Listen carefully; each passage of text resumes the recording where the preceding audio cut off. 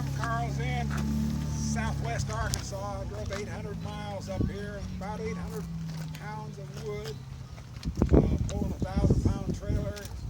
Wednesday was the awfulest headwind, fought it all the way.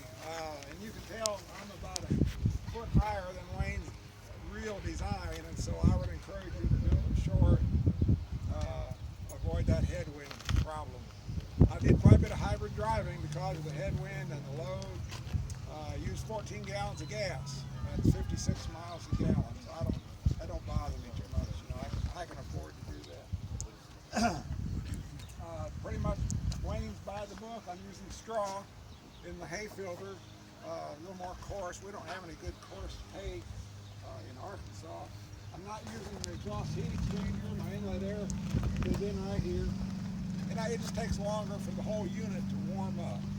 I'll have to drive for 30 minutes at highway speeds for the nozzles. You know, I've got thermocouples going right down into the nozzle that goes into the gasifier.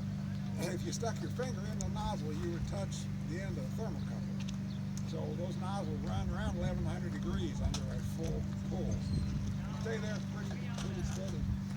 I've driven 33,000 miles in 3 years in January. So I'm driving about 10,000 miles a year. That gets a round of applause. Brings on applause, I think. Woo! It's doing good. The motor's getting tired, I think. More pronounced, subtle miss on this trip up here and running around here today. But no, it's been a good truck, and I'm on my second burn tube. I burned the first one up. Henry's having a little trouble with his, starting to warp a little bit. Dustin Moore up in Canada, he's totaled his, and so as a result, Wayne's come up with an improved version. So if you're going to build one, pay attention to what Wayne has done on his new one, because I think it's a better design to protect the fire tube. My third wood hopper, I have notorious problems with eating up the steel. I don't know why. For some reason, I'm getting a better tar lining now than I did before. Before, you could open the lid and it'd be shiny steel in there. Just, nothing to protect the steel. For some reason right now, it's all, since I built this one back last year, it's done better. So I'm hoping I will get a better life out of that. I've got aluminum up here. We're going to see how long that lasts. I put aluminum sections in the cooling rail. We're going to see how long that lasts. You shed the heat better here. It's lighter to work with. That's what I had handy. So that's what we do. But been a good truck. I don't mind getting my hands dirty if I can drive on wood. I go every place I can with it. Have you had any tar problems?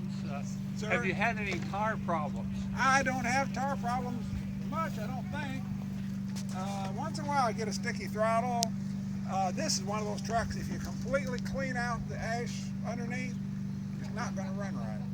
And that's when you tend to have tar problems. So I'm careful. For this trip, see that 2-inch pipe in the end, I put an auger system into one of the ammo boxes. And I'm trying, this morning, yesterday it jammed up, it wouldn't turn, I couldn't. But this morning I played with it a little bit, got it loosened up, and I emptied that one ammo box. The other ammo box on the outside is still manual dump like all the rest of them are. Just kind of experimenting stuff like that. But what my thinking is to not completely empty that char bed, just take a little out every day or every 200 miles or something if you're driving, and keep a more even level of char down the bottom. I don't know, Wayne's trucks, the V10 won't Yeah, run. I've got a truck. If you clean it, all the ash out, it'll make tars. I'm careful not to clean it out. Yeah. The other's okay, but this one, for some reason, I don't clean all the ashes out. Well, I don't think this auger is the best idea. Greg and I had already been talking. We got some other ideas, but an auger, be able to auger it out is just nice. It's much cleaner.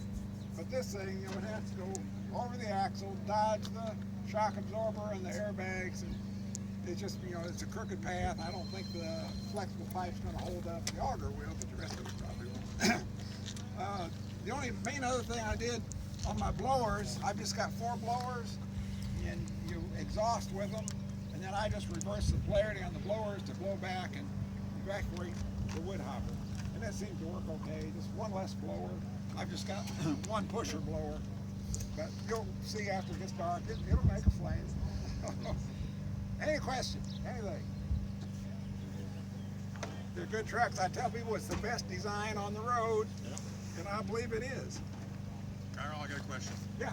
I think in one of your postings you were talking about that you don't measure temperature above the grade anymore, I took it or off. you don't pay attention to it. Is that's what Yeah, it is? that thermocouple in the cross pipe right there is the one I drive by. That's the gas temperature going from the gas fire into the drop box. And it's a pretty close reading of what's going on the grate. I had it 12 inch into the center of the grate, took it out because the ash would tend to bridge over the thermocouple and block off that section of grate. So I took it out and ran a good while without anything. For this trip, I took that thermocouple and I just inserted it 4 inches. So it's right at the edge of the grate. And it gives you about the same reading.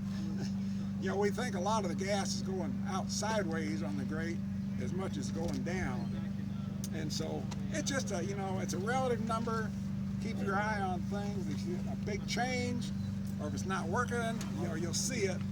May not tell you exactly what's wrong, but you'll know something is not normal. So I got 6 thermocouples on here. One of them not working today, but I like the instrumentation. Okay. Good job. Thank you, Carl. I have a question.